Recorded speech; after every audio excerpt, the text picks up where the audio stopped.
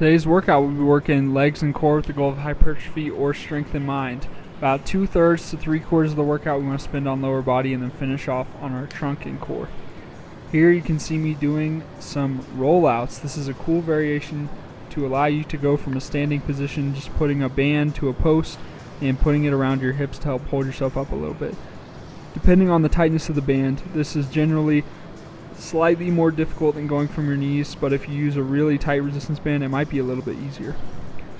Here we have another exercise, some pulse lunges, holding on to a moderate to heavier kettlebell, getting that knee in a hover position just above the ground, and just pulsing off the ground. We're not getting super high air, but it's a good burn and pump for those legs. Here's the full workout, screenshot if you'd like. Again, we'll try to go about an hour and a half in the workout, 2/3 of it at the beginning on the lower body. Starting off, we got some kettlebell front squats. Now several different positions you can go for that front rack. Here I have the majority of the weight of that kettlebell stacked directly over my shoulders. My hands are in front of my face, so it is front squat and turn, but allows me to go a little bit heavier. Hitting 5 rounds, starting at 15 reps and ending with 6. After that, we're going to go into a superset.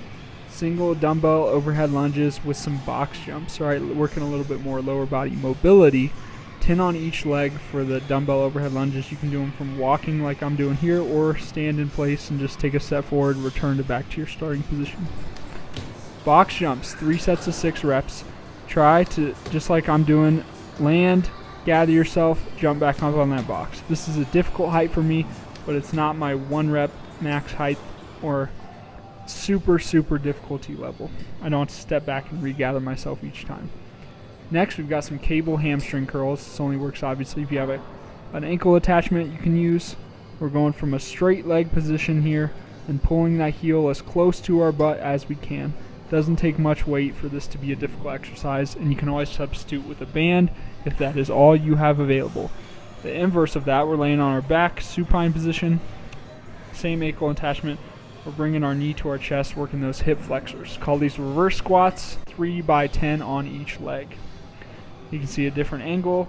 Extending that leg all the way on every rep is important to get that full range of motion. After this, we go into 2 different pulse exercises, just 1 set of both. Pulse squats for 1 set, 60 seconds. We're never standing all the way up. We're going from the bottom of a rep to halfway up. Same thing with these pulse lunges. Here you see me going with no weight. If you're able to hold a kettlebell or dumbbell, that is better. But I'm never standing all the way up. Getting in a hover position, back knee just off the ground. I'm popping up, foot is just barely leaving the ground, not extending those legs all the way. Right, I'm not standing all the way up. Moving to the trunk and core. First exercise, we got 3 sets of a heavy kettlebell isometric hold for about a minute. Alright, starting standing, you see me go into a quarter squat, just increasing the difficulty level a little bit, still working that core and trunk, and then going into a full squat hold, holding that heavy kettlebell. After that, we got some banded Russian twists, working the obliques. Keeping my feet off the ground the entire time, and I'm not pulling that band with my hand. You can see my elbow or arm position is not changing. I am rotating with my trunk. This is intended to be a trunk or core exercise, so we're holding that band and our arms are not moving. They're just turning our shoulders as we rotate our core and our trunk to the side. This is a great burner for the obliques. I find it a little bit better than a normal or traditional Russian twist. Here we've got the ab roller. You saw me doing the standing variation earlier. This is the traditional version from the knees. This is a different size roller than I used before.